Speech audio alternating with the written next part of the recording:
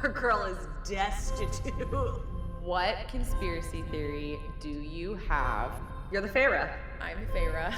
He hates Tamlin. He's also a bit of a petty bitch. And yet, she decides, let me just shoot my shot and see it. I'm like, girl.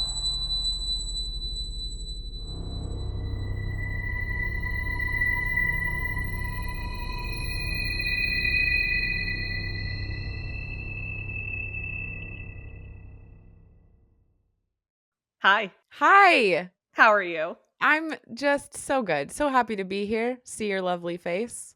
Yeah. Look at us. Twice in a week? Twice in a week. Yeah, we're doing a lot of recording over the next few weeks, like minimum of 2 episodes a week. But Hello, friends. Thanks for coming back. Thanks for listening. yeah. Yeah. I feel like we're kind of faking a little bit because we did talk, an hour and a half? We talked for an hour and a half before we started recording. We Because, gapped quite a lot. Yappers be yapping. Yappers be yapping. About a multitude of things. A multitude of things. Also, Ariel and I have kind of realized that, like, while it's so fun doing the podcast, it does mean that we're not doing our, like, 6-hour chat sessions that we normally do. So I think we had to get, like, a little bit of that. Had to release a little bit. A little bit of a discussion. Because also, like, when Ariel and I, we'd go through sections of time and just not having time to talk to each other.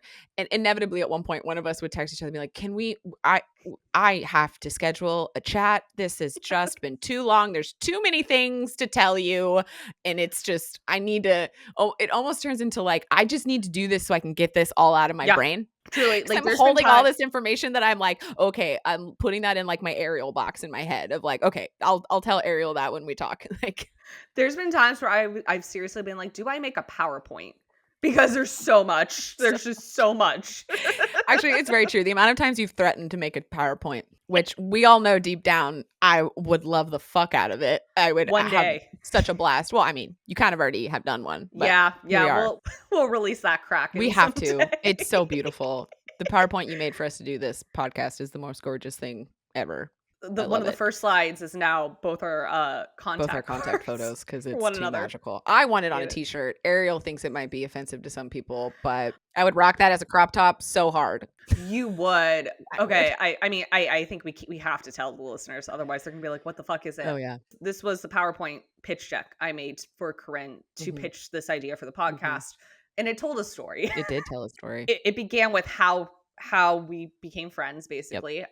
The first slide was actually the Star Wars title of, a long time ago, galaxy far, far away, except about us. She knows her audience. The second slide, which has become our contact cards now, was a picture of the Virgin Mary with baby Jesus. And I photoshopped Corinne's face into the Virgin Mary and mine onto baby Jesus. It's so beautiful because Ariel did such a good job choosing the photos because like our faces are in like the most perfect positions. Like it's just, and like on another episode we'll discuss that Ariel is my firstborn, but for this episode that's all you'll get. Yeah. But yeah, maybe on the YouTube here you can like pop up the photo or something just so people can see it. My favorite part is the picture I chose for you. Weirdly, like your skin tone matched Mary's perfectly. Like it looks like it's just you. So legit. Whereas mine looks absolutely photoshopped onto baby Jesus. Your facial expression in it is so good. Just like it's like a little smirk. It's so magical. Like literally, I think we just like I forced you to pause on that. And I think we were like cry laughing for like 10 minutes before we moved on because it was it was so good. Okay. Oof. Back to your regularly scheduled programming. Yeah. So my Cauldron save me for this week is like legitimate, like Cauldron save me. Like, please. Like I pray my therapist doesn't leave me. Because I have had to reschedule my therapy appointments so many times. Like, I feel so bad. And like, of course, I always do it in the window, right? There's like a 48-hour window that she has. Yes. And like, if you don't do it in that window, she's still going to charge you for the appointment, which is like completely fair. obviously as a freelancer, I completely understand that whole mentality. But as a freelancer, there's been, especially this summer so far, or spring, whatever the fuck we want to say we're in, I've had to like, oh shoot, I just got a job next week. I have to reschedule. And then a Yeah. little bit before that, I got sick, and I don't know if you guys have ever tried to do a therapy session while you're sick. It's really shitty. You're stuffy, you're crying. It does not pair well together. No, and for me it's like the brain thing where it's just like, Yeah. how can I even begin to like comprehend this level of like pulling apart of my own psyche? Like I can't do that. Yeah, so I've had to reschedule. Like I think we're now on like 5 reschedules. Yeah, I God. feel so bad. And luckily when I first interviewed with her, I did, like when we first started many years ago, I did warn her like, I am a freelancer, so like we're never going to have a consistent appointment time. Like if you're okay with that, that's awesome. But I wanted to give her the warning, you know, and Yeah. she's always been so lovely and Yeah. understanding and like really works well with me about it. But like, I'm really worried Hit your limit. I've hit my limit. So, oh my God. Sorry. What? I just got an email from her. Wait, what? Oh, This is no. happening live. I was gonna say a live Cauldron Save Me. Oh, she's the best. She literally was just like, yeah, no worries. I hope everything's okay. Here's some other dates that work for me. Oh, God, I love her so much. I love my therapist. She's the fucking best. Okay, well, thank you, Cauldron. Yeah, the Cauldron literally answered you in real time. Me. It Yay! Okay. So, just for reference, listeners, today is June 6th, 2025, okay? My Cauldron Save Me is the incredible, just truly cannot write this shit, incredible crash out that Donald Trump and Elon Musk had yesterday. Like, I have never seen anything like this. My favorite meme I've seen so far of it, and it's been like, I have no idea where it originated because everyone's taking credit for it. Someone said, this is like watching Kendrick versus Drake, except 2 Drakes. And I'm like, yep, that's exactly it. That's precisely what this is. And it's glorious. That's so good. That's so good. Oh, so God. good. But like that, and I was telling Ariel too, like when I saw that on social media, I like thought someone had photoshopped it. Yeah. Like I didn't think it was real, but I kept going through and I was like, oh no, like this is real. The crash out by these 2 grown ass powerful fucking men. Oh my God. It's hilarious. My favorite little synchronicity, I haven't watched it. Yeah, I still got it. But by pure coincidence, last night Sabrina Carpenter dropped a song/music video called Man-Child. Yeah. And I'm like, you can't make this up. Like, I know you really can't. Like that, the marketing, the accidental marketing of that. Yeah. Truly something to behold. I do want to give the caveat, just because we are making fun of this. We know how serious this is. Oh, like it God, is. It's awful, actually. It's like terrifying, really. You have the man who is leading, who is running, we'll say, the free world, and then his puppet who was elected, Trump. Nice. Yeah. Wow. Nice. Right? And that was the first big bombshell. Was Elon was like, Trump wouldn't have one without me. Right. With like some pretty precise numbers. Like, Rich. But yeah, we know this is serious. And as we talk about all the time on this podcast, 2 things can be true at once. It is both serious and fucking hilarious. Because God. You cannot deny how funny this is. Like, this is like truly, I think, the best Schadenfreude I've ever seen. Yeah. Well, it's so weirdly validating. Yes. In like the most bizarre way of just like seeing these 2 man children. Yep. Like publicly crash out this hard with each other. Yeah. It's just like, I don't even really feel like I have to say like much more about it, to be honest. Also, truly the best gift we could get for Pride Month. It's so good. So, in these dark times, at least we have this. It's like kind of, it beats any reality TV show at this point. Dude, seriously. At least we have ACOTAR. At least we have, so what do we do this week? Chapters 17 through 18. Yeah, we ready to dive in? here? Yeah, we got one real heavy chapter and then one real lovey-dovey chapter. Yeah, What a dude, I love that these are the 2 we're talking about this week Yep. because it's like you get, like, the final straw almost, or it's like this, like, Yeah. turning point, right? Because Feyre has been having a really fucking rough time in the Yeah. Spring Court. Like, Yes. all of these things that have I mean, obviously, her just being taken to the Spring Court in the first place, right? Yes. But then we got the Bog, we got the Puka, The um, Naga. we got the Cereal, we got the Naga. Her realizing that, like, her purpose, her whole thing is, like, taken care of. All of a sudden, her, like, entire life has, like, completely shifted, and then we have This. this wounded fairy situation happen, Oh my which is god. all spun and all also, the chapter starts with her having a fucking nightmare. Like, the most horrific It's a nightmare. very scary nightmare, and Yes. this faceless woman with these blood red nails. Yeah. Like, I thought it was really, really interesting that we get this faceless woman, blood red nails, terrifying, right? Yeah. And then when we see the wounded fairy is just saying she did this, and so we get this Yeah. nameless woman.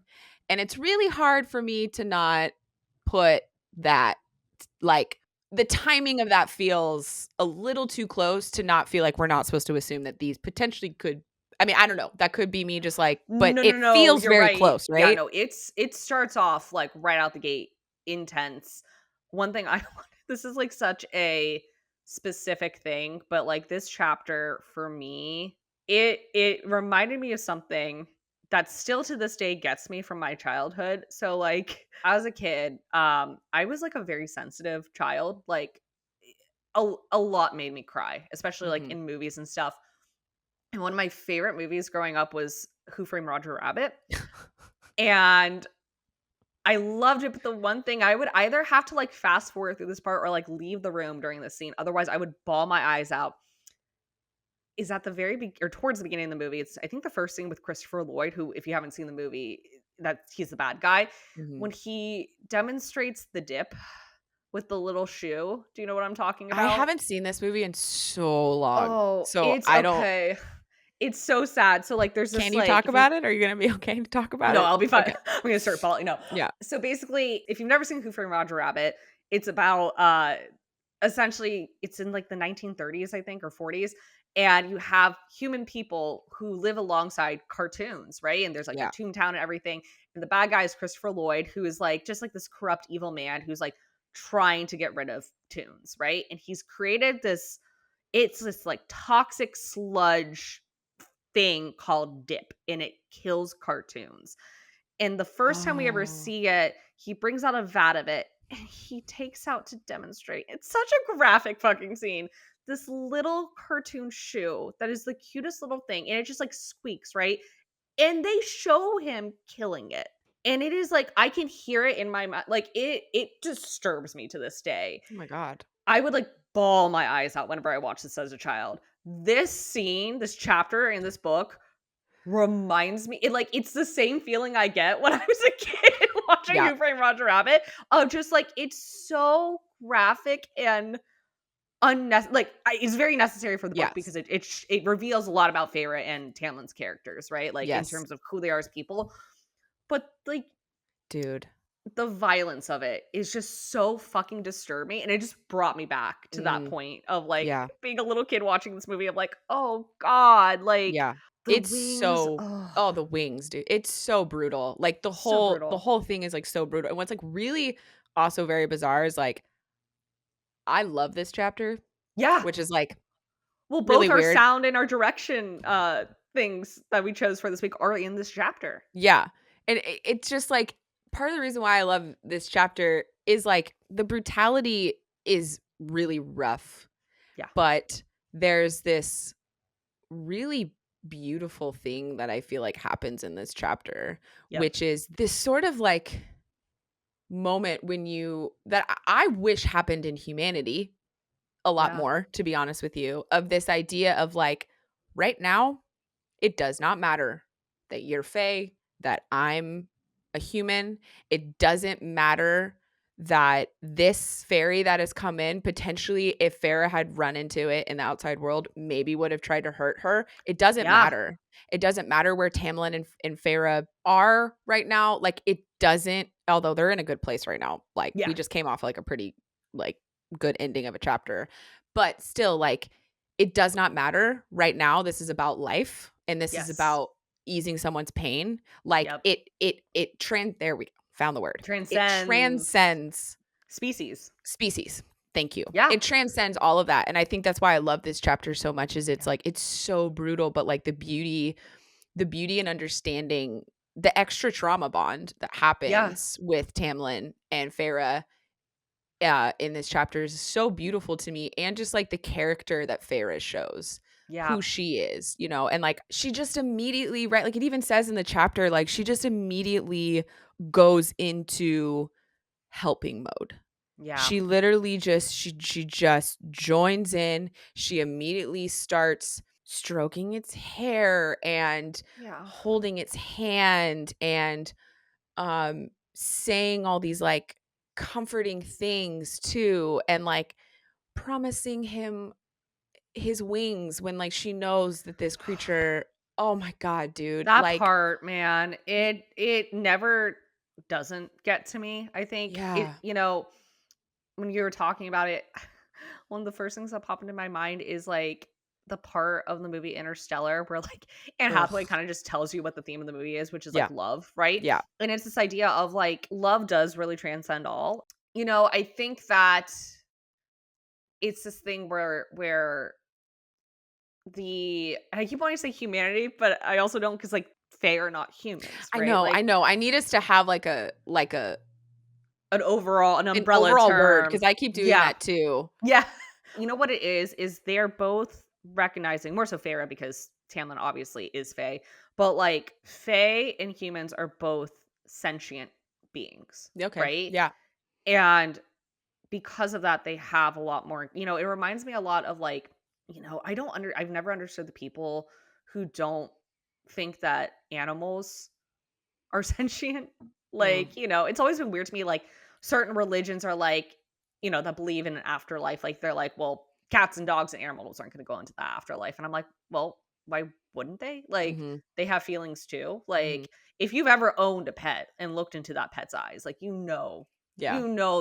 they have emotions and feelings and everything. Which is not to compare Fae to animals, but like, it's a thing where it's like it kind of reminds me of like when people like almost like they'll go out of their way to like rescue a dog on the side of the road or something like they sacrifice something like their time or their well-being or Mhm. whatever to like help another being because they Yeah. know that being is hurting, right? Yes. And that's what Feyre does here, and it speaks so much, I think, not only to her character but also Tamlin's. Like, Oh, yeah.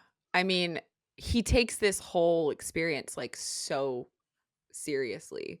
Like, the very whole reverent. thing very perfect word. Yeah. Yes, very reverent. It's so brutal because it's like you almost see Tamlin, like, carrying the weight of this of what is happening to or what happens to this fairy, Yeah. and his prayer.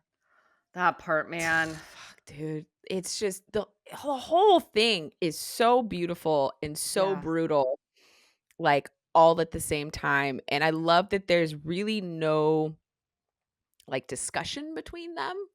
They just do it. They just both, like, lean into their roles, and it's so beautiful because it's that unspoken connection that, like, you make with people when you both just, like, slip into this caretaking or when you are Yeah. forced into a traumatic experience.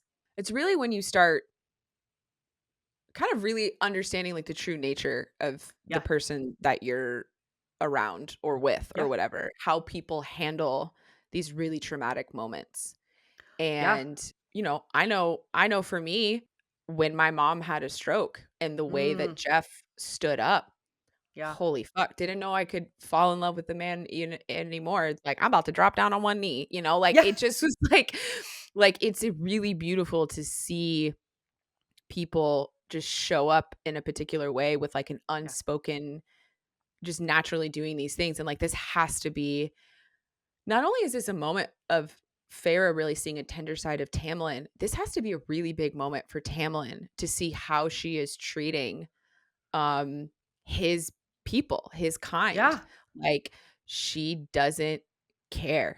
She's Yeah. gonna sit and deal with like what the blood is like blue or black, like, which is kind of Yeah. creepy. And like, it's probably like, I mean, to me, how the fairy is described, it looks just like a really big pixie. That's how I Yeah. picture the fairy. Yeah. What I love is Feyre is just like, even from just the sound of this creature, does she immediately want to go help? Yeah. Right. So for Corinne's sound moment of this week is literally first page of chapter 148. Yeah. I'd heard screams like that before in the forest at home when I didn't make a clean kill and the animals suffered. I couldn't stand it and I had to know. So visceral. I mean, It's this so whole chapter is very yeah, visceral, but yes. like that part in particular, I think is probably the most visceral.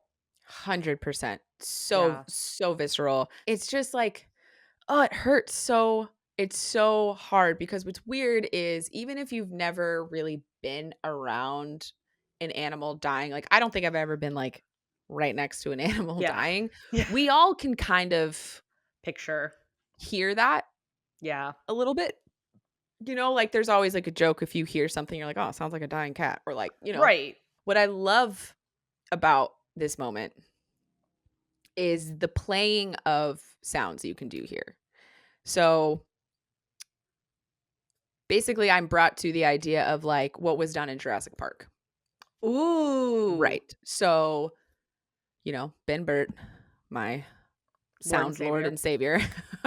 They had a lot of like, it was difficult kind of first figuring out how to do the sounds of these dinosaurs because we don't Right. actually know what they sound like. Now there's a lot of discussions of what they might have really sounded like because of just getting better renderings or getting better fossils of like what their actual like vocal box would have been. And it was really important to Ben Burt that it was rooted in what our reality is. Mm, So basically what he did is he combined the sounds of two creatures from our earth, right. right? I really should have looked up like the exact, but I'm pretty sure it's like the velociraptor is like a dolphin mixed with like a like a bird or like I'm totally off. I'm Whoa. pulling from whatever, but it's like you guys should absolutely look it up. It's really fascinating. But he did that on purpose because it gave you this element of familiarity. So it grounded Yeah. you into the earth. But Yeah. because it's two creatures mixed, you've never heard mixed before, it gives you a new sound to hear. Right. And what Right. I love about this is that we are not rooted. The only thing that roots us is that it sounds like an animal in the forest that she has killed before. Right. So in my mind, I want to mix a deer dying. Yep. I want to throw a rabbit dying up in there because Ooh, that's going both to of be which are awful. really brutal. It's going to be Yeah. super awful. Oh, very high pitched. Exactly. Yeah. Because I'm pretty sure like deer, this is weird. Why do I know this? Maybe I've Yeah. watched too many movies. That could be it. I feel like deer has like a more mid-level kind Yeah. of sound. The rabbit's gonna be super high pitch. And then I think on the low end, that's when you do some like fancy stuff in Pro Tools. You do some fucking weird alien almost because it needs to Yeah. sound, there needs to be an edge to it that we're Yeah. not familiar with. Right. So the layering possibility of the sound here that you could create, I actually think you should add a human voice sound in there too. Yeah. I mean, I don't know. I would need to hear all these things. It could start getting too cacophonous, but there's a lot you could play with here because you want to give some rooting in what we're used to, but you also need to add something that is just not of what we're used to. What if like, because I feel like especially in humans, there's like I feel like I've read something about like there's like a whole psychology to this, like a baby screaming or something. Oh, Like, yeah. like there's something in our instinct to like, Yes. attend to that. Yeah. Like that could be really, oh God. It's Well, you could yeah. almost trigger because there's that other conversation, right? That women actually can hear higher frequencies than men can. Yeah. And that Yeah. has to do with a baby's cry. Yeah. Right. Yeah. Yeah. And men, they hear lower frequencies because stereotypically they are hunting, and a lot of big game have lower. Yeah. That's crazy. I know. Evolution. Fascinating. I love that though, the layering I and know. like grounding it in something that we already know. Yeah. Cause yeah, like I think my head went to like, oh, you'd probably create some kind of weird, like almost like alien noise, Yeah. right? But I love that it's like think of it from a more organic, Yeah. like what we already know standpoint. And I think that would be more effective because Yeah. in a place to this like the theme of this chapter, which is like this coming together of two different types of beings over the the few things they have in common, which is death, Yeah. right? Like, I mean, death is it's the ultimate thing I think that brings any living being together. Like Yeah. everything that lives dies at some point, and Yeah. like I think that is kind of it makes sense. This is a chapter where Tamlin and Feyre, I think, for the first time solidly come together. Yes. I love that. Yeah. Thanks. Yeah.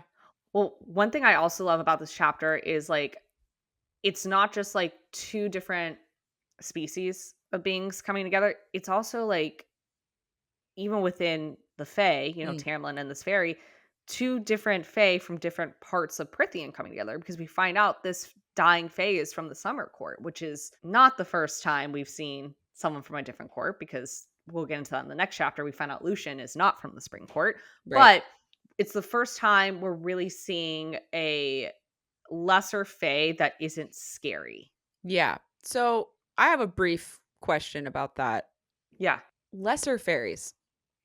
Do Right. they call them that because they are like non-humanoid looking fairies? Is it a power Yeah. ability That's a thing? good question. I'm not sure, and my theory, because I don't think this actually gets answered in what I we have don't so think far it the does series. at all. Yeah, Yeah. I think it's a class thing. Right. But like what Defines it. yeah, like what are the Right. classes? Is it powers? Is it Right. abilities? Is it how you look? So like is the puka a lesser Right. fairy? That's a great question. I definitely think looks are a big part of it. I do too. I think it's a bit of a Yeah, commentary. I think it's absolutely commentary. But yeah, powers, I'm sure play into it as well. Like, because obviously in Prithian, the high fae are at the top of the food chain, Yeah. right? And then Yeah. I wonder if within the lesser fairies, there's almost like a secondary kind of Mm. like order, Yeah. like dependent on powers. I view it that it's like high lords or kings, right? Yeah, Then the basically. high fae are like their nobility. Yeah. It's their lords, their ladies, Yeah. their Yeah. So I think it's and I kind of really hope Sarah J. Maas answers this at some point in the series of like, what is like the exact differentiation between all of these fairies, right? Like yeah, like what it's just the makes lesser fairy thing to me. Like I'm just like, what yeah, does that even because basically I mean it's down a spiral of what we just did in my mind right. of that like Right. I almost feel like it is a social commentary of that I think anyone who so. doesn't look humanoid is considered a lesser fairy. Yeah, So I think like so. yeah, this creature who just looks like a real big pixie in my mind. Like I'm Yeah. literally picturing the pixies from Harry Potter, Yeah. right? But Yeah. with beautiful well what we think would have been beautiful wings, Right. right? Because she talks about how like he kind of looks like a butterfly to her, Yeah. right? Yeah. Which just Man, makes the wings not being there so brutal. it's so brutal and like we'll especially find out later. I don't think in this book, but in later books, like wings have a significance to certain fairies. Well, I mean, if you've Wings read any fantasy book, honestly, yeah. that deals with people with creatures with wings, like it's fucking like it's literally the worst thing that could happen Yeah. is to lose your wings. Because if you I mean, Yeah. I don't even feel like you need to read a lot of fantasy books to know that. Like just take that No. down your mental pathway of Yeah. like this thing that is literally a part of your entire life helped you learn like you fly, you do all like it's a huge part of who you are.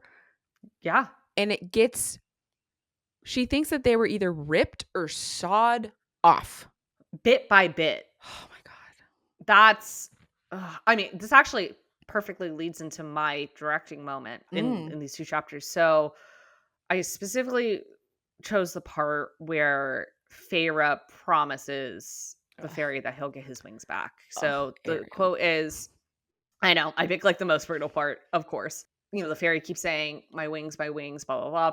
And Feyre says, "You'll get them back." The fairy struggled to open his eyes. "You swear?" "Yes," I breathed.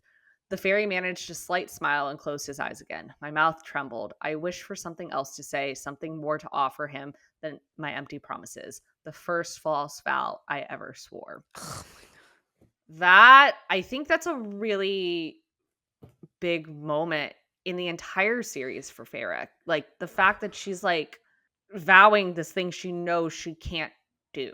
yeah. And it really speaks to her character because it takes away part of her innocence, I think, Mm. right? Like, she's losing a part of her innocence here because, obviously she's seen a lot of death in her Yeah. life. She's a hunter. Yeah. She's killed a fae before, which is Yeah. what makes this moment so significant, is like she previously viewed fairies as predators, but also kind of prey, right? Mm. Like something to be killed. And now she is promising a fairy on his deathbed, holding his hand while he is dying, promising, "You will get your wings back," which, as we've just established, is like, these are, imagine losing your arm or your Yeah. leg or something. Yeah. Like, that is what wings are to the fairies that do have, because not all fairies have wings, as we've seen, but like the fairies that do, like, that is the equivalent to like an essential limb or Yeah. limbs on your body. This part of this scene, I think, would be, it almost feels like a moment. I wouldn't literally do this, but it feels like a moment where time kind of slows, Oh. right? And it's and maybe I would actually do a little bit of it where, like, I'm almost thinking of that, like, those, like, scenes where it almost feels like you're underwater a little bit, Mm-hmm. and, like, everything just kinda, like, slow, like, oh god, I would love to use tilt shift lenses, which is, like, those are lenses where it makes everything on the sides of, like, whatever you're focusing on, like, very blurry, almost like, kinda swirly in a Yeah. way, is the best way to Yeah. describe it. Like, just this moment that really focuses on more so Feyre than this fairy, because this moment is really about her. I mean, obviously we're never going to see this fairy again because he dies, but this is a basically a pivotal moment where I think this really changes, I'm not going to say the trajectory of Mm. Feyre's life, but I think it changes a lot of her personal philosophy in life, Mm-hmm. Not just because she has to lie, but more so because of the reason why she's lying. Mm-hmm. It's an example of, like, not all lies are bad, Yeah. right?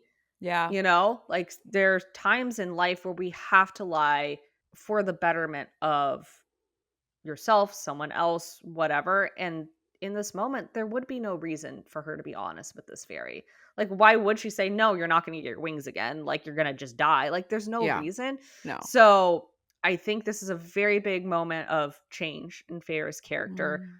Even the next moment where, like, Tamlin does his prayer, like, I don't think she recognizes it in the moment necessarily, but, like, or maybe she does. Like, her seeing him say this prayer over this fairy who, as we've established, is a lesser fairy, not even from his court. Mm-hmm. He is treating this fairy with the amount of reverence he would treat someone from his court, someone of nobility, Yeah. right? Like, we found out later, like, Tamlin decides to bury the fairy alone. Yeah. He's like, it's I have to do this. Yeah. Like, we don't really find out why. My interpretation of it is, I think he sees it as his responsibility, Yes. right? Which is Yes. crazy in a good way, because again, this is not a fairy from his court. Yeah. He's taking on the responsibility of someone else's court, Yeah. which brings up some questions, I think, of, like, where is the High Lord of the Summer Court, Yeah. right? Yeah. How did a Summer Court fairy end up in the Spring Court with its wings ripped off by Yeah. this unknown she? Yeah. Well, and one of the things too is this fairy doesn't have a mask on. So Yes. again, now we have the Suriel who didn't have a mask on. We have this fairy from the summer court that didn't have a mask Mhm. on, which is, so we're adding to the questions. maybe the masks are just a spring court thing. Like, as of right now, just because of some of the other creatures that she's seen that don't have a mask on, we also, though, have only seen lesser fairies from other places. We haven't seen high fae from other places, so we still don't really know what this whole mask situation is yet. But like, I feel like that is an interesting kind of moment because and also it's like, why was this creature dumped here? What happened? Like, we're in this weird zone where there's so many fucking questions. But this is kind of what I love about Sarah, though, is like, Sarah gives you these things that you're like, wait, what? But then there's such bigger things that happen in this chapter. Yeah. That you kind of just like log it away and just like move on. Yeah. Because you're like, this is not like, the bigger thing in this chapter is this incredible experience between Tamlin and Feyre. And yeah, like him burying him alone. Like there's a lot of questions there, but it also is like, he needs this moment because it's him taking responsibility. I also had this really weird moment while you were talking of realizing, like, did he ever get to bury Andres? Oh, that's a great question. Because she left the body. So that just kind of popped in my head. I don't know if I have much to say about it besides just like, maybe this is like his opportunity to bury something. I also just think it's very obvious he's taking a lot of responsibility. Because also one of the things that we learn in this chapter as well is that if Tamlin was at full power, he would have been able to heal this fairy. Yeah, that's a big kind of mic drop moment, I think, of hurts, bro. It really hurts. And I think for me, I'm trying to kind of put myself back in the place of like when I first read this book. Yeah. And didn't know what happens. Like, I kind of wonder if that is why he takes on this responsibility, is like there's almost this like guilt of like, if I'd been at full power, I could have saved him, right? Yes. I'm sorry. There's no way that like maybe to me it's like there's no way that he wouldn't feel that way because I'm such like a guilt-ridden person that like I'm immediately like, oh, I was not able to do everything at my full capacity because I don't have all my like there in my mind I don't feel like there's a world where he doesn't feel guilty for this because you know, that's like a doctor watching a situation or like a surgeon watching something happen and be like, if I had like X, Y, and Z, I would be able to do this, like, and watch a life slip because you don't have that ability that you normally have. That's gotta be so fucking powerless. He feels powerless. And I don't think that's a feeling that Tamlin is like super used to feeling. No. I mean, this fucker killed the bog. With his powers diminished. Exactly. I think that's the torture of it, is like there are some things he is able to do, like kill a bog or whatever scary creature, but he's not able. Ooh, I'm realizing some stuff now that we might have to save for the spoiler section. But like Tamlin can always still enact violence, no matter how depleted his powers are or not. But he can't always save people. Yep. And that, I think, is something that weighs really heavy on him. Yes. And I think I'm realizing now, I think that's something that informs a lot of his character throughout the entire series. Yes. It's actually making me really feel for the guy. Yeah. No, I know. Like, that's absolutely. This is rough. This is hard. This is a rough chapter. This is a rough chapter. I think also one of the other things that I actually really, really love about this chapter is Feyre kind of finding her own little ways that she knows she wants to like honor this fairy. Yep. And she's like, I stroked his limp hair, his texture like liquid night. Another I would never be able to paint, but would try to, perhaps forever. On page 151. Yeah. Yep. God, dude. Don't you just feel that in your bones, man? Like that to me I feel like almost any slightly artistic person can like relate to this of how beautiful of, okay, I'll say it, kind of a vow that she's making of that she is going to use her way of coping and appreciating beauty. Yes. By trying to recreate the skin and the hair of this Yeah. creature. It's just ugh, like what a homage, what a beautiful way to help this being be like remembered forever. I I related to this part, this quote, so hardcore, and I'm gonna try and say this in a way that I hope comes across the way I want it to. I think the reason and I think a lot, like you said, a lot of artists would probably relate to this, regardless of what art form you practice. I think that some of the most horrifying moments in life can result in some of the most beautiful art. That's something Mm, I've realized in pretty recent years is the reason I'm a horror filmmaker is mm, actually very similar to a moment like this in a way where so I'm epileptic and I've had two grand mal seizures in my life.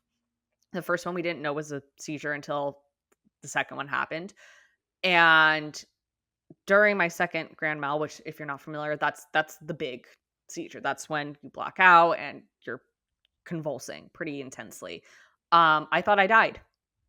I actually went to a place. It was a void, and it was very short. It was only like for 30 seconds, but while I was there, I had conscious thought, and the one thing I thought was, "Am I dead?" Right? And it took a lot of years. I was 19 when that happened, but in the last few years, I realized, oh, that's why I make horror films. It's because of that moment in my life.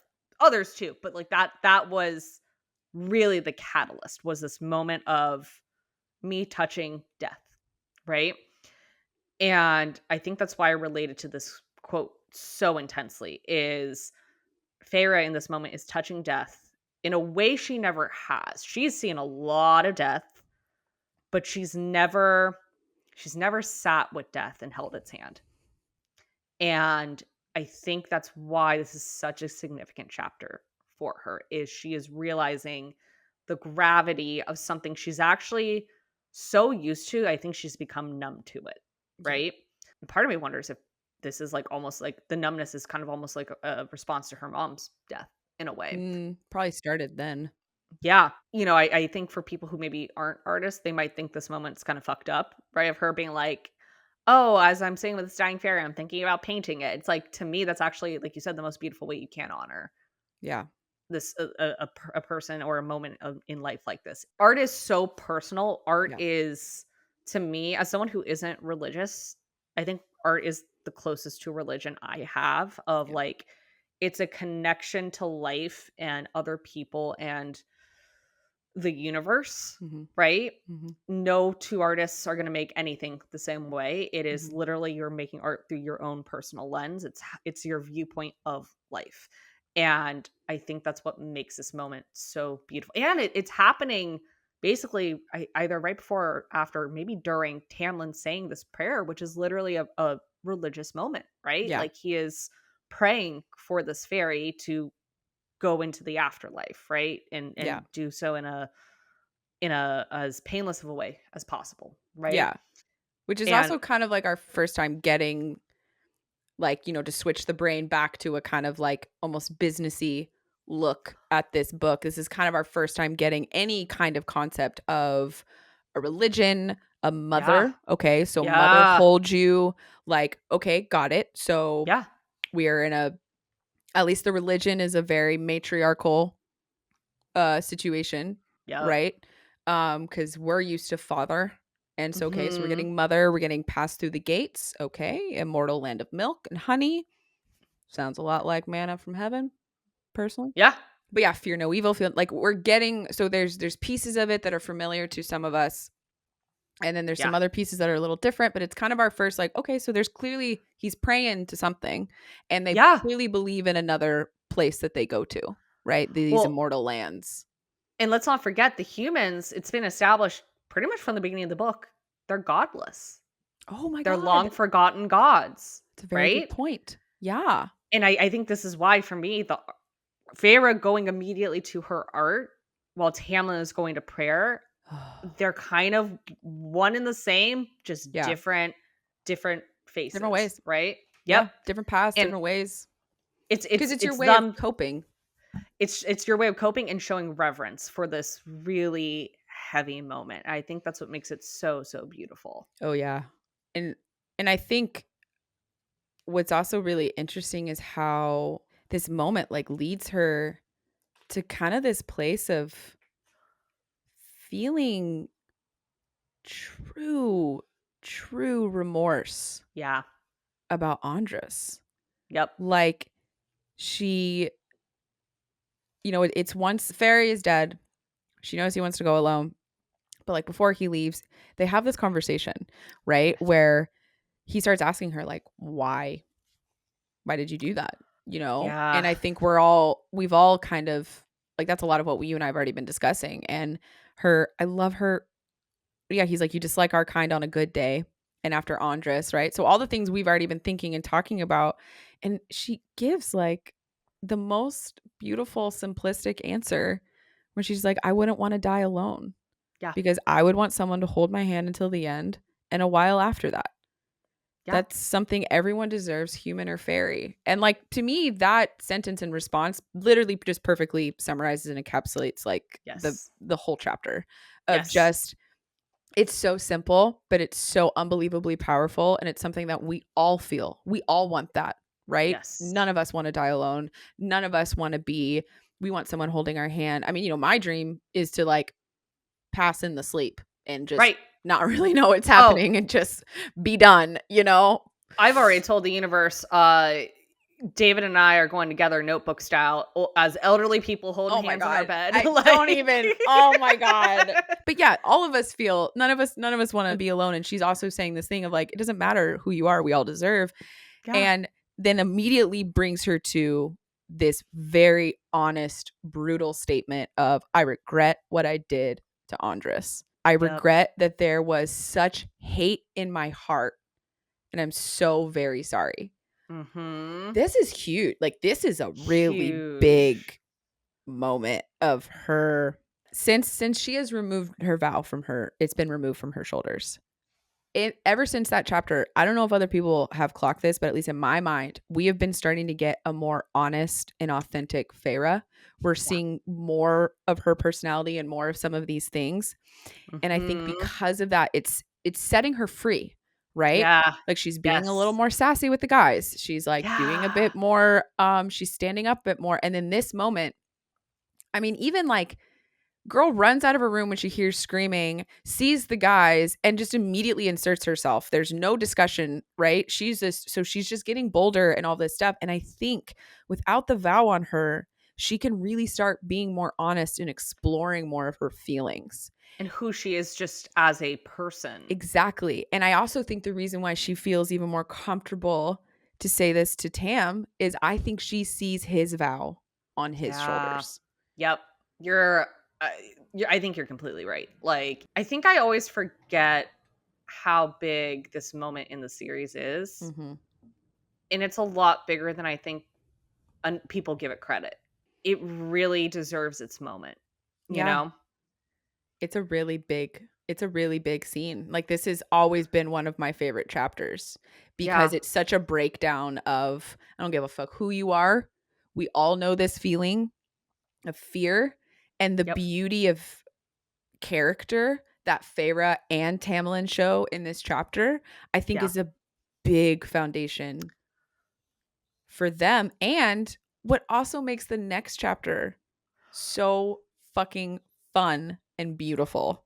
Can I just say, I think I need to find a chiropractor because of the emotional whiplash. Bro, it's so fun. That's why I said like the us pairing these two chapters together is like so fucking hilarious. Truly the definition of shot chaser. Like, thank God we have this. It's such a cute, sweet little chapter. So, we start off literally the next day, right? Literally. I mean, talk about an emotional hangover, right? Right. I mean, Faerie even says she I think she doesn't get downstairs until like noon or something. Yep. Because like she doesn't want to see the blood. She doesn't want any memories. Like, kind of like I said in the beginning of the episode, like, baby girl, like, to me, that Faerie dying, like, this is like her final straw. Like, she's fucking tired and done. There's been a lot of death. Yeah. Yes. And, she gets downstairs. no blood, thank God. Everything's been cleaned. And basically the first thing she says sees is Tamlin and Lucien coming around the corner. Mm-hmm. And they're talking, about something. We don't really know what. They see her and they this will never stop getting me. They start like whispering like little schoolgirls to one another. Yeah. And I'm just like, you too. Yeah. So basically, Tamlin goes up to her and essentially tells her, hey, we're going on this field trip. Yeah. Which is like, I feel like I just had whiplash. Like Feyre has whiplash of like, wait, what? Like, yeah. What are we doing? Oh yeah. Like, because it also starts with like she's looking for Tamlin because she wants to continue to apologize about Andres. Yeah. And then she sees these two like whispering, and I think she also like she sees like the horses are already kind of like lined up, and she's like, what the heck? And pretty immediately she's like, I do not want to go hunting. Like, what the fuck? After last night. And Tamlin is immediately like, nope, we're gonna go do something with like no death, we're just, he's like, well, we thought we'd go for a ride, no killing involved. I also love this whole explanation is him like giving all these reasons as to like why they shouldn't stay in the house. Like he's like, well, like your stuff isn't here yet, and like I have like a free afternoon, and like it's like this adorable awkward teenage boy. Yeah, because she even is like, is he rambling? Like, wait, is he asking me out? Like, is he asking me on a date? Because honestly, after last night, I'm feeling real shitty, guys. Like, it's so good. cute. It's like the first. I'm just loving that we like start to see basically what we're starting to see. We're starting to see the little boy in Tamlin, and anytime you are first getting to know your crush more, and you're kind of seeing their like childlike self, it's like the cutest thing in the entire world, right? Like you're just like, oh my God, like what?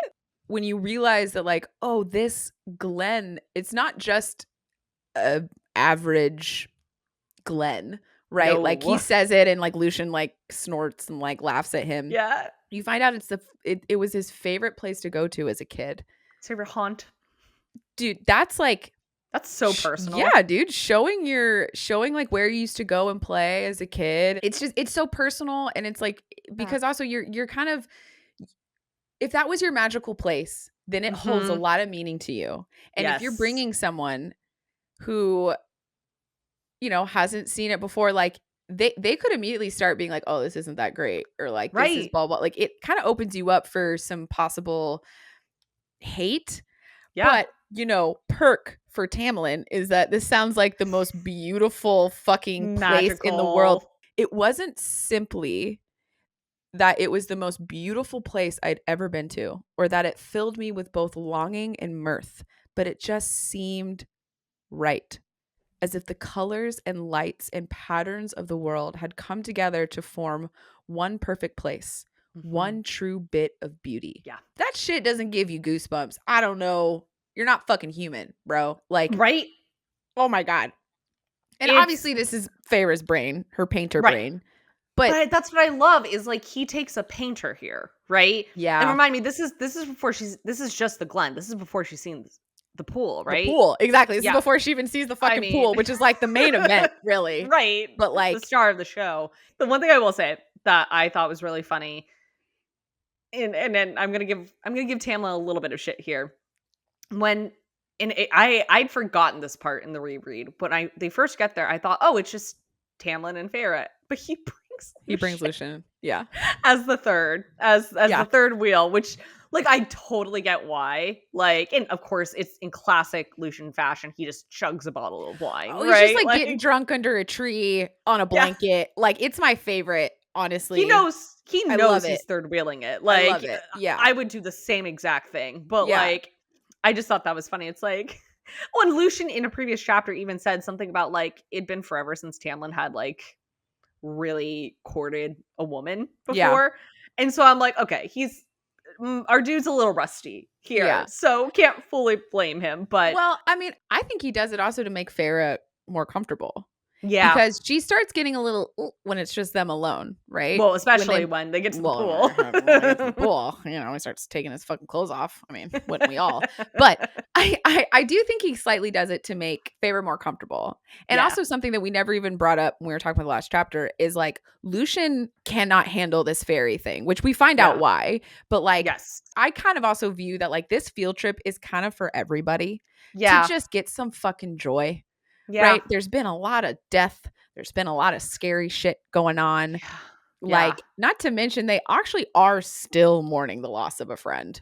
That's so And true. these Yeah, no, you're probably right. like really complicated emotions of like both of them kind of starting to like their friend's murderer too. Like that has probably got to Yeah. feel really weird. So I honestly think Tamlin knows exactly what he's doing. Where like, yes, I think it's a mixture of all of it. I completely agree with Yes. you. I absolutely think it's Tamlin being a little like, how do I do this? Yeah. And then also like I feel like he needs to come for himself. I feel like he needs to come so Feyre feels more comfortable. Because let's be honest, we all know he's just gonna lay on a fucking like tarp and And get drink his drunk. wine and just straight from the bottle, just freaking throw it back. They're in this glen. Lucian's getting drunk.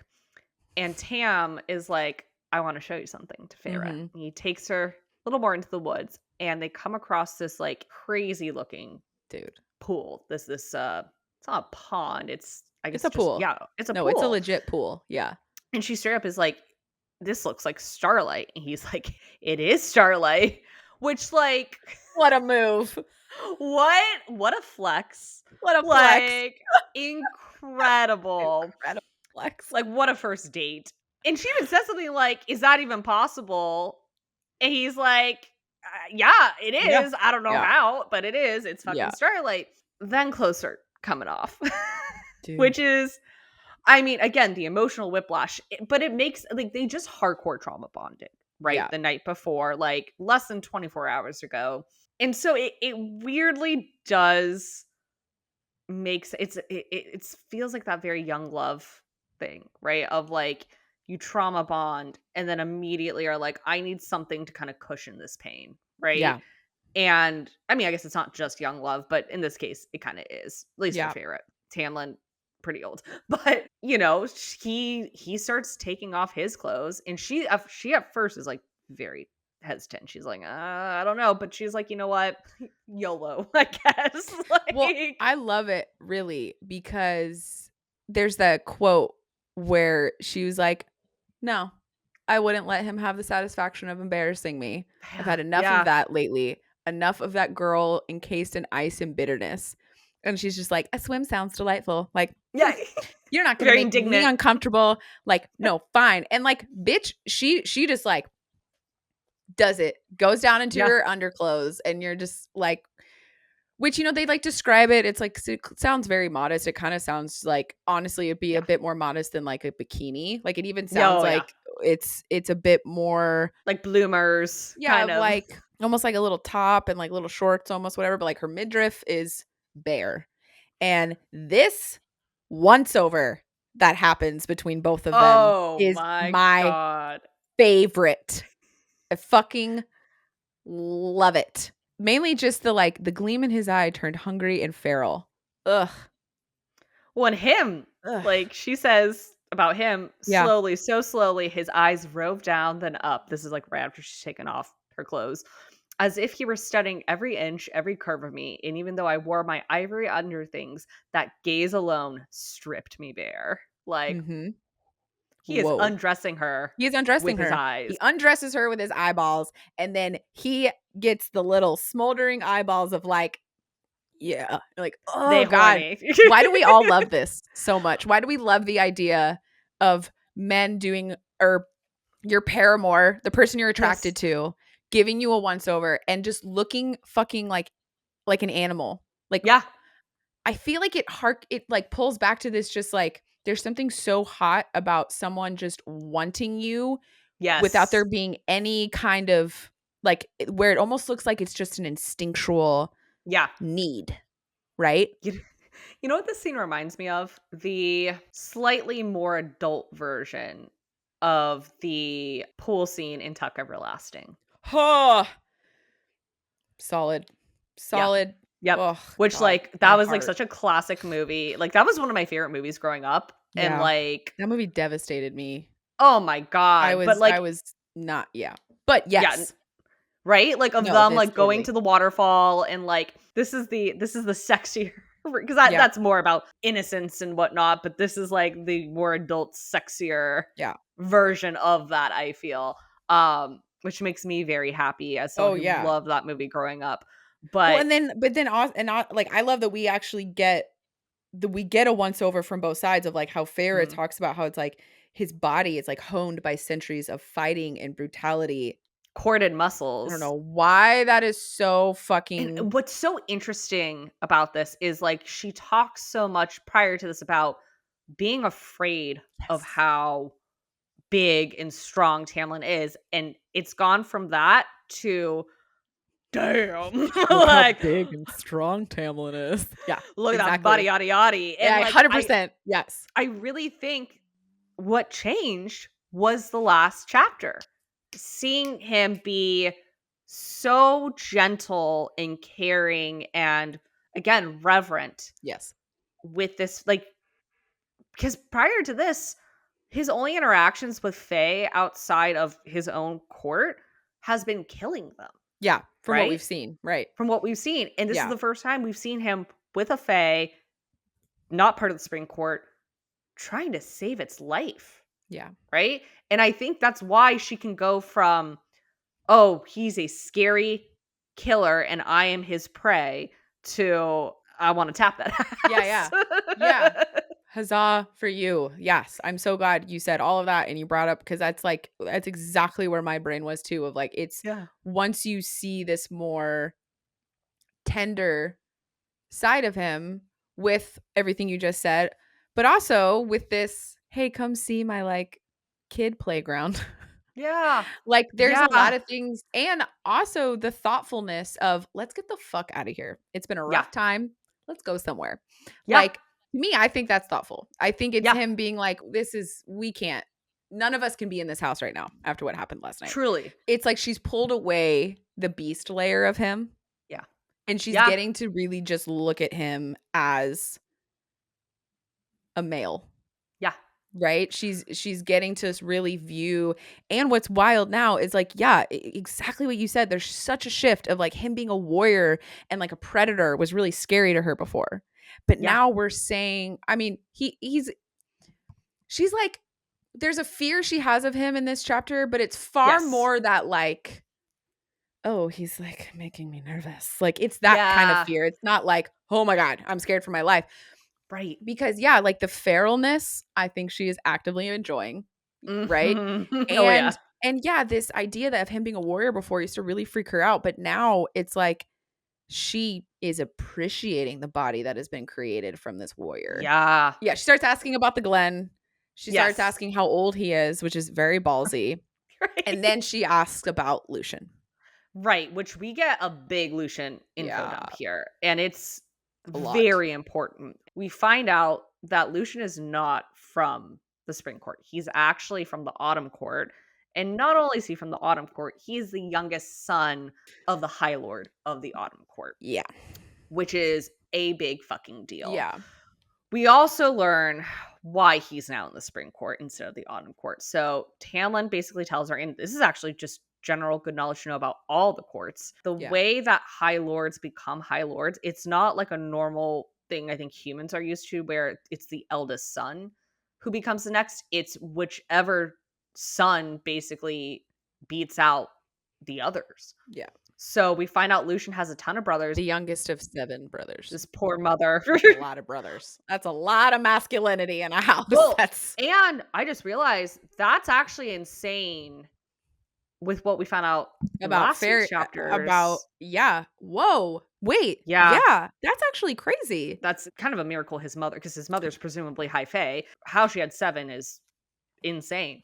Yeah. But anyway, so we find out Lucian's kind of basically the black sheep of his family. Like, unlike his brothers, he never really cared about becoming the next High Lord after his father passes, and in fact, kind of actively seems to not really want to be, which is Mhm. part of the reason why he's really good at making friends. Like, it's established, like, he kind of makes friends throughout Prithian. With, like, every type of Yeah. creature is what it sounds like to me. Like, it Yeah. sounds very, like, he doesn't give a fuck. He's just which, to me is kinda like the Lucian that we've already sort Yes. of met. So, like, I love that that has stayed consistent of just he's just palling Yeah. around. Yeah. Truly palling around. And this partially leads to him meeting a woman. We never get her name, Mhm. but it's a woman who his father considers lesser than, the status of his family. And Lucian falls in love with her. And on page, I think it's 160, it says Lucian said he didn't care that she wasn't one of the High Fae and that he was certain that the mating bond would snap into place soon and that he was going to marry her and leave his father's court to his scheming brothers. So we get this term mating bond, which we Mhm. don't entirely know about yet. We will Yeah. find out more later, but just put a note in your heads. There's something called a mating bond. And unfortunately, that never happens because instead his father kills this woman, and Lucian's brothers hold him down and make him watch his dad kill her, which is, oh my god. I think it gives a lot of context as to why Lucian leaves the night before when the fairy's dying, Yeah. because our guy clearly has a lot of PTSD, Yeah. and understandably so. Well, and I also wonder, and I don't know if we actually find this out later, but, like, if she's not a High Fae, does that mean she's a lesser fairy? Yeah, I Could would she actually assume. have been someone who, like, had wings? Like, could it have been extra Yeah, triggering in that yeah, way? I mean, yeah, it's fucking awful. It's absolutely awful. And his yeah. response to his family after that makes complete sense to me. Yep. So yeah, basically Lucian decides, I don't want anything to do with you Mhm. guys. I'm leaving. And that's basically how he ends up in the Spring Court is he leaves the Autumn Court. 3 of his 7 brothers chase him down, but Lucian makes it to the Spring Court before they can get him, and he in fact kills one of the brothers. Tamlin kills the other brother, and then one gets away, right? And basically goes back and tells the family what happened. Yeah. And Tamlin is a good guy, and he Mhm. says to Lucian, "Not only can you stay, I am taking you on as one of my own, and I'm going to make you my emissary because you're so good at making friends, basically, and talking Mhm. to people." And it also gives him protection against his Yes, because if they were to now attack Lucian, it would be an attack on the Spring it's an Court. act of war. Yeah. So Tamlin does him a like kind of the biggest solid possible. Yeah. But also, like, what I kind of love about it is like Lucian really earned his place in the Yes. Spring Court. Like, he has a talent that a lot of people don't. I mean, Tamlin even says, "I'm not that good at talking to people," but Lucian is. Yep. So it makes sense why they're really close to, Yeah. like, they really are bros, right? Oh, Like, hardcore. Yeah. and they really kind of need each other in a Yeah. lot of ways. So Well, and honestly, to me, it immediately makes him drinking under the tree on a blanket sad. so Like, sad. immediately. Like, all of a Yeah. sudden, that whole thing gets completely flipped. Yep. Yeah. It kinda starts it hurts, And Yeah. the one thing, though, that I really appreciate about Feyre, right? They have this awesome time swimming and all these things, and then when she sees Lucian again, she, like, thinks about maybe bringing it up, and Yeah. then she's like, "No, No. I understand him, he doesn't want pity. That's not what he Right. wants. But instead, I'm gonna sasscat him about Yeah. almost getting me killed with the Yeah. cereal. That's what Yep. Imma do, because that's" Yes. and honestly, perfect. Yeah. Oh my god, yeah. Sass is his love language, Yeah. It's his right? antidote. It's his thing, and so instead of talking about the night before, she's just gonna be like, "Hey, fucker," like, Yeah. "Next time, like, if you want me dead, like, try harder, okay?" Yes. What I also love is we're, like, also starting to see, like, these Fae men being so confused by her compassion, right? Yeah. Because Lucian says that he actually he learns that her first shot was to save the cereal and how it's, like, so Yeah. surprising to him. Tamlin, again, also very surprised. He asked her the whole thing of, like, "Why do you save the fair?" Whatever. And I love how confused they are by her compassion because it's, Yeah. again, showing this stereotype that it clearly is wrapped up in humanity or what they're used to in their own culture is, which like we kind of talked about in the last episode about like violence and reaction to violence and all that kind of stuff. Yep. They're so surprised by her compassion, and she's always so simple with like her responses back of just like, well, yeah, like that's what I was gonna do. And I love that we do get this answer kind of like, he's like, I heard you scream and I hesitated, not long, but I hesitated before I came running. Yeah. He's like, but I still broke my word. Hey, here's a really beautiful bedazzled knife. Don't put it in my back. Yeah, I made it for you. I made it for you. Yeah. No, Yeah. it's I think what's so interesting that we're kind of finding out about, I think all three of these characters, Tamlin, Lucian, and Feyre, is Feyre is very much the type of person to root for the underdog. Yep. And I think that's why she lets the Suriel free. And I think that's why she feels for the Blue Fairy the night before. And it's not that I don't think that Lucian and Tamlin aren't for the underdog, but they more so are, they mourn Andros, for example. And Andros is presumably someone of high rank because Right. he's one of Talon's kind of part of his cadre, Yeah. right? And they cannot conceive of why a human would kill someone like Andros, right? Yeah. But they could conceive why someone would kill the Suriel, Yeah. right? And I think this again, it speaks to class. Yeah. Right. I think we're going to see that a little bit more later. Mm-hmm. I think that they assumed Feyre had no compassion for, which to be fair, at the beginning, she didn't have compassion for any Fae. Right. But once she starts seeing, especially the underdog Fae, she can relate to them. Yeah. And I think that really takes especially Lucian aback and makes him trust her. So yeah, I do love that he gives her this dagger, this yeah. bedazzled dagger. Yeah. Well, and it's funny because as you were just saying that, it kind of made me like, we actually finally get an explanation as to why her family lost or how they lost all their money. Yes. And what's weird is I actually feel like it kind of goes hand in hand with what you're saying of that Feyre has this very interesting experience where, yeah, she was super young, but she experienced being kind of like top dog. Yep. And then all of a sudden they lost it. Right? So Yep. we get this whole thing about her dad being the prince of merchants. Basically, I think the easiest way to say it is her dad, Bernie Madoff, did. He basically pulled a Ponzi scheme. So if you don't know what a Ponzi scheme is, or Bernie Madoff is he's probably the most famous example of a Ponzi scheme. Basically what I'm going to try and explain this in the simplest of terms possible. True crime girlies, you know what a Ponzi scheme is, I promise. It's when you are kind of, you say, like, let's say you're an investor, which I believe that's what Bernie Madoff was. I don't quite remember the full story on him. You basically tell people who you're trying to get financing from, right? Hey, I need you to lend me money and I will pay you back with this other, like, you kind of lie and you say you already have money, I'll pay you back. But what you're doing is like you're lending money from multiple people and paying them back with the other people's money, essentially. And that's what Papa Archeron did. And Bernie Madoff is like, just look him up. He's a big example of that. Basically, what he did was Papa Archeron decided, well, and I always forget this too. We find out that he's not the first person in his lineage to have the title the Prince of Merchants. His father and his father's father had that title as well. But what a lot of people don't know is they basically had a lot of debt that Papa Archeron inherited. So he takes on this very risky scheme, which is to basically amass their wealth onto 3 ships sailing to, I'm going to butcher this, Baharat, I believe is how you say it. Yeah. And he basically puts all his money into individual spices and cloths to take over to Baharat. And Tamlin basically says, like, that's a really risky route, like sailing route already.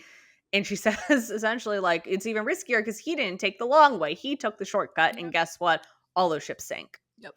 And so he lost their entire fortune. And the debtors who loaned him the money to do this were not happy.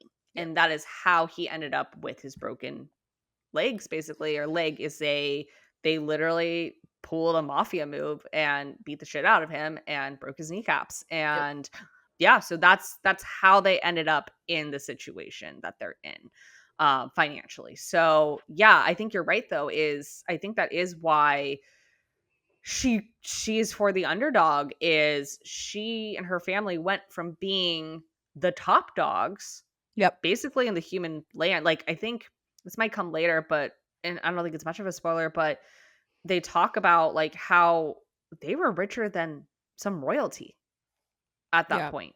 And they went from that to nothing. And she was at a young enough age where she really understood like everything can be taken from you, right? Mhm. And I think that is why she kind of roots for these underdogs like the Surreal and Yep. this Fae from the night before. Is she that is a death in a way. It's the death of a lifestyle, Yeah. right? And I think she takes that really seriously. Yeah. Um, and I think that's why also we'll see this later, but we've already seen a lot of it is her and Lucian have a very unique friendship with one another. Yeah. Is he has lost everything in a different but similar enough way of he has Mhm. had to given up his home, his family, everything basically for his principles, Yep. right?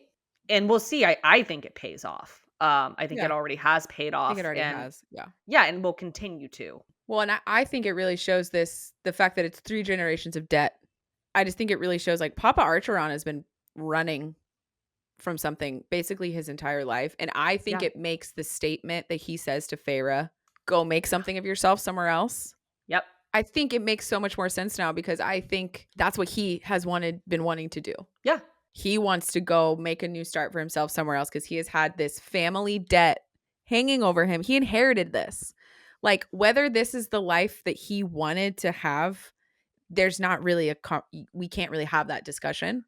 It's No. he was brought into it, Yeah. and it's just and he continued it. He Yeah. perpetuated it, but you inherit all this debt, and it's like it just feels like he's been running for so long, and it just feels like that statement he makes to Feyre is kind of like, "Oh yeah, no, you that's just what you want for yourself. You wish you could do Yes. that." Copy. Well, and I think it brings up a really interesting idea, whether accidentally or on purpose, from Mama Mass. Of I think when you lose everything, and obviously circumstances, this just depends on the circumstances, right? But when you lose everything, you do have somewhat of a choice. You could either choose to just sit with that Mm. and allow it to be and be a Papa or a Tron and not really do much about it.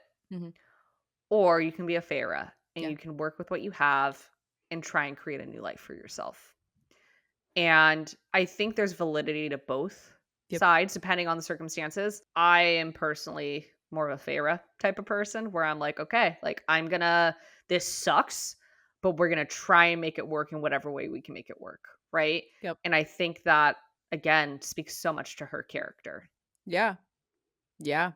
I don't think I'd be sitting here in front of you if I didn't have some Feyre Oh, mentality you within absolutely me. have Feyre mentality. I love these 2 They're chapters. so like what a good pairing. A What a good weirdly good go us. pairing. Go us. Go us making happy accidents, which are sometimes the best. Yeah, So, I really love this pairing. I already feel like this might be one of my favorite episodes. Like, I just yeah, isn't it nice, friends, to finally be getting some of the romance? Oh, it's I happening. It's know. happening. The romance in a romantasy. Who'd have Yeah, thought? I know. Oh, God. I love it. Well, speaking of romance and romantasy, I'm gonna get a little more next week. So your homework for next week is chapters 19 through 20. As we mentioned before, we're gonna kind of cut down a little bit on the chapters, not just because we have quite a few episodes to record, but also like now that we're getting into the thick of the book, right? Like we're pretty much halfway through this book at this point. I think actually Yeah. chapter 20 is the midpoint. I Yeah. want to say we're gonna have more to talk about within each Yeah. chapter. Yeah. So We're trying to make sure these episodes aren't like 4 hours for you guys to listen to. exactly. Especially Also, since, we come out with 2 per week. So, yeah. but yeah, so chapters 19 through 20. I'm so excited for chapter 20. Very excited. If you read the books, you know why. Yeah. So if you would like to, please subscribe, rate, and review us on Apple Podcasts, Spotify, and YouTube. Pick your choice of podcast platforms, or all if you want. But, doing that really does help us get out there. We're still a baby podcast. So, the Little baby. little baby, a youngling, if you A will. youngling. Yes, quite. We're trying to get out there. Also, if you have ACOTAR friends in your life, tell them about us. If you are trying to get someone to read ACOTAR, especially these spoiler-free episodes, great way to try and get them to read it. We're So here for you. we're here for you for the journey. You can also follow us on TikTok, Instagram, and Blue Sky at Cauldron Save Us Pod. And then if you want to pop in, say hi, give us some friendly suggestions, you can email us at cauldronsaveus@gmail.com. Not Cauldron Save Us Pod. That does not have a pod in it, but cauldronsaveus@gmail.com. Yeah, I really love this episode. Me too. It's two of my favorite things, kind of horror, kind of romance. We got it all in one. We got it all The in this spectrum one. of life. Am I Really? right? Oh, yeah. Wow, Ariel. Really good job. Way to make that deep. Nice. Thank you. Well done. Well done. Well, all right. And as always, you're welcome. And we're sorry. See you guys next week. Bye. Bye.